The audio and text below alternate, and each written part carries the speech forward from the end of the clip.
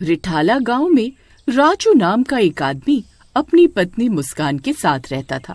एक दिन मुस्कान की माँ का फोन आता है। हेलो हेलो माँ, कैसे हो आप? मैं अच्छी हूँ बेटी, तुम सुनाओ कैसे हो? दामाद जी कैसे हैं? सब बढ़िया है माँ। आप बताओ, आपकी तबीयत कैसी है? पापा ने बताया था कि आपकी तबीयत ठीक नहीं चल रही है। हाँ बेटी, तबीयत थोड़ी ठीक नहीं चल रही आजकल। जब से तेरी शादी हुई है तब से घर खाली खाली सा हो गया है। तेरी बहुत याद आती है। अरे माँ, मुझे भी आपसे मिलने का बहुत मन कर रहा है। आप एक काम कीजिए, आप आज रात की ट्रेन पकड़कर कुछ दिनों के लिए हमारे घर रहने आ जाइए। आपका उदास मन ठीक हो जाएगा। है, तुम सही कहती हो। मैं आज रात ही निकलती हूँ। राजू दूर खड़ा सब सुन रहा होता है। अरे मर गए रे। अरे ये सासू माँ ने तो सच में यहाँ आने का प्लान बना लिया। अब क्या करूँ? अरे मुस्कान, मैं तो तुम्हें बताना ही भूल गया था। मेरा दोस्त कह रहा था कि चलो कहीं पहाड़ों में घूमने चलते हैं। उसकी भी नई नई शादी हुई है तो वो अपना हनीमून भी मना लेगा और हम भी घूम आएंगे। नहीं नहीं नहीं, अब तो मेरी माँ रहने आ रही है, मुझे कहीं घूमने नहीं जाना। अरे तो क्या हुआ, सासू माँ को मना कर दो, वो फिर कभी आ जाएंगी। नहीं जी, इतने दिनों बाद तो मेरी माँ आ रही है, मैं उन्हें मना नहीं करने वाली। वो आज रात की ट्रेन पकड़ कर आएंगी, तुम उन्हें सुबह स्टेशन से लेकर आ जाना। अरे यार, ये कहाँ फंस गया। अब सासू माँ को कौन झेलेगा। फिर सुबह होने पर राजू अपनी सास को लेने स्टेशन पहुँच जाता है। अरे दामाद जी कैसे हो आप? अब तो इतना वक्त बीत गया, आप अब भी ये खटारा साइकिल ही चला रहे हो। कम से कम एक सेकंड हैंड मोटरसाइकिल ही खरीद लेते। जी माँ जी, जरूर बहुत जल्द ले लूंगा। इतना ही शौक था मोटरसाइकिल पर घूमने का तो दहेज में दे देती। अभी इसे मजा चखाता हूँ। अरे सासू माँ, जरा पकड़ के बैठिएगा, आगे बहुत गड्ढे हैं। तभी राजू साइकिल की स्पीड को बढ़ा देता है।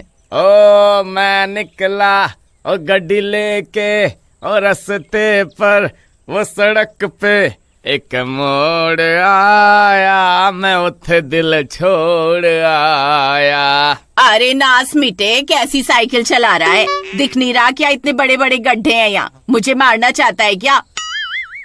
अरे कुछ नहीं होगा सासू माँ, आप बस इस मोटरसाइकिल का मजा लीजिए। अरे मर गए रे, लगता है दामाद जी को मोटरसाइकिल वाली बात दिल पर लग गई है।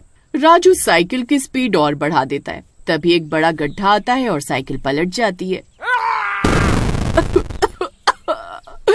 अरे मर गई रे, मेरा पैर, बहुत दर्द हो रहा है।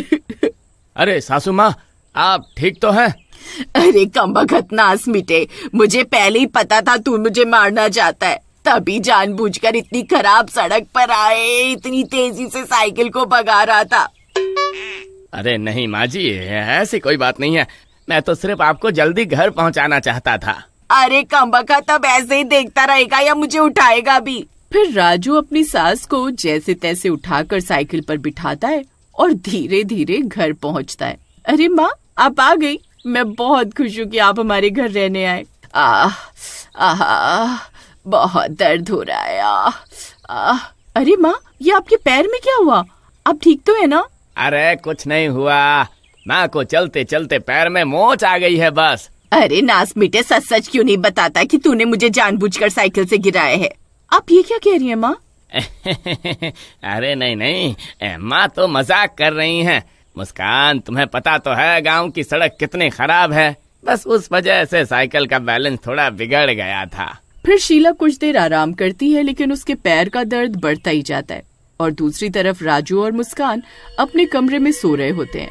अरे कहाँ मर गए, मुझे दर्द में अकेला छोड़कर खुद घोड़े बेचकर सो गए क्या? फिर मुस्कान और राजू दौड़ते हुए वहाँ पहुँचते हैं। अब मुझसे सहन नहीं होता, लगता है हड्डी टूट गई है, मुझे अस्पताल लेकर चलो। माँ सही कहती हैं, हमें इन्हें अभी अस्पताल लेकर जाना होगा। ठीक है, मैं कालू को बुला कर लाता हूँ, तुम घर पर ही रहो। फिर राजू बाहर जाता है और अपने दोस्त कालू को साथ लाता है। अरे राजू भाई, कौन से अस्पताल लेकर जाना है माँ जी को? मैक्स हॉस्पिटल लेकर चलें क्या? वो पास ही में है। अरे पागल हो गया है क्या? पता है ना वो कितना महंगा अस्पताल है, वहाँ नहीं जा सकते। एक काम करते हैं, लोहिया अस्पताल ले जाते हैं, वो सस्ता है। लोहिया अस्पताल? अरे भाई राजू, वो तो भूतिया अस्पताल है, वहाँ आधी रात को जाना सही नहीं है। कहीं सस्ते के चक्कर में हम किसी मुसीबत। फिर कुछ देर में वो हॉस्पिटल पहुंच जाते हैं। वो हॉस्पिटल देखने में ही भूतिया लग रहा था। वहाँ बहुत अंधेरा था और उन लोगों के अलावा वहाँ कोई और मरीज नहीं था। अरे नास मिटो, ये मुझे कहाँ ले आए? इस अस्पताल में तो कोई और मरीज भी नहीं दिख रहा।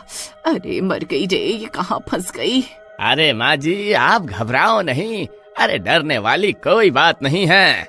फिर राजू डॉक्टर के कमरे की ओर जाता है। वहाँ एक डॉक्टर अपनी टेबल के नीचे छुपकर बैठा होता है।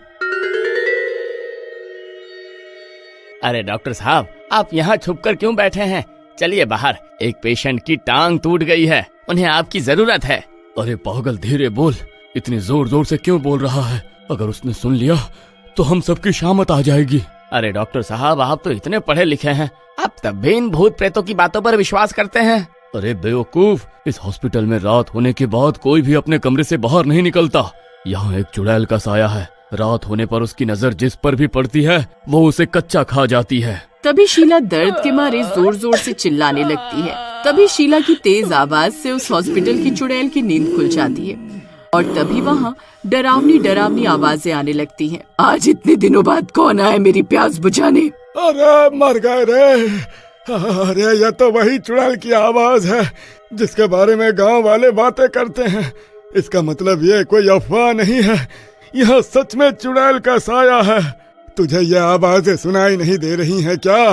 तेरा दामाद जिस अस्पताल में लेकर आया है यह कोई आम अस्पताल नहीं है। रात होने पर कोई भी गांव वाला यहाँ आना तो दूर, इस अस्पताल के आसपास भी नहीं भटकता। डॉक्टर साहब, आप मेरे साथ चलिए और उनका इलाज करिए, नहीं तो वो ऐसे ही चिल्ला चिल्ला कर हम सबकी जान खतरे में डाल देंगी। फिर डॉक्टर राजू के साथ उनकी ओर जाते हैं। अरे माँ जी, आप चिल्लाइए मत, नहीं तो आपकी वजह से हम सब मर जाएंगे। फिर डॉक्टर शीला को दर्द का इंजेक्शन दे देता है। मैंने इन्हें दर्द का इंजेक्शन दे दिया है, सुबह होते ही इनका बाकी का इलाज हो पाएगा। तब तक आप इसी कमरे में रुको और गलती से भी बाहर मत निकलना। ऐसा बोलकर डॉक्टर वहाँ से भाग जाता है और अपने कमरे में जाकर टेबल के नीचे छुप जाता है। अरे कमबख्त राजू, तू मुझे ये कौन से भूतिया अस्पताल में लेकर आ गया? तुझे और कोई अस्पताल नहीं मिला था क्या? तभी शीला की आवाज सुनकर वो चुड़ैल उस आवाज को ढूंढने लगती है। अरे मर गए रे राजू भाई, अब हम नहीं बचेंगे। वो किसी भी वक्त हमें ढूंढती हुई इस कमरे में आ जाएगी। तभी वो चुड़ैल वहाँ पहुँच जाती है। उसे देखकर उन तीनों की सिट्टी पिट्टी गुल हो जाती है। अरे मर गए रे, यहाँ तो सचमुच चुड़ैल है। गांव वाले सच कहते थे राजू भाई, अब क्या करें? करना क्या है भाई? जितनी जोर से भाग सकते हो भागो, भागो। अरे भागो रे भागो, अपनी जान बचाकर भागो। यह चुड़ैल अब किसी को भी जिंदा नहीं छोड़ेगी। अरे भागो राजू भाई, पीछे मुड़कर मत देखना। अरे भागो रे। अरे नाज बेटो, मुझे यहाँ अकेला छोड़कर कहाँ भाग रहे हो? मुझे भी अपने साथ लेकर चलो। अरे मर गई रे, अब क्या करूँ? तभी चुड़ैल शीला के सामने आकर खड़ी हो जाती है। तो तू है जिसने मुझे नींद से जगाया? हाँ, हाँ, अब मैं तुझे नहीं छोड़ूंगी। तभी डॉक्टर और नर्स दोनों हाथ में मशाल लिए वहाँ पहुँच जाते हैं। आग को देखकर चुड़ैल डर जाती है। ओ चुड़ैल, चुपचाप अपनी जगह पर जाकर सो जा, नहीं तो तुझे जलाकर भस्म कर दूंगा। तभी चुड़ैल डर जाती है और शीला के शरीर के अंदर घुस जाती है। तभी शीला बेहोश हो जाती है। डॉक्टर साहब, ये क्या? ये चुड़ैल तो इस औरत के शरीर के अंदर चली गई, अब हम क्या करें? फिर डॉक्टर और नर्स दोनों मिलकर शीला को बांध देते हैं। अभी इसे ऐसे ही बंधे रहने देते हैं और सुबह होने का इंतजार करते हैं। तभी दूसरी तरफ राजू और कालू भागते हुए घर पहुंचते हैं। कालू भाई, बाल बाल बच गए। अरे आप दोनों आ गए, लेकिन माँ कहाँ है? उन्हें साथ क्यों नहीं लाए? वो भाभी जी, डॉक्टर साहब ने उन्हें एक दिन के लिए अस्पताल में ही भर्ती कर लिया है। कल उनको छुट्टी मिल जाएगी। ठीक है, कल सुबह होते ही मैं माँ से मिलने अस्पताल जाऊंगी। ऐसा बोलकर मुस्कान वहाँ से चली जाती है। राजू भाई, अब क्या होगा? भाभी को कैसे बताएं कि हम उन्हें चुड़ैल के पास मरने के लिए छोड़कर वहाँ से भाग आए? अगर आप इसके आगे का भाग देखना चाहते हैं तो प्लीज कमेंट करिए।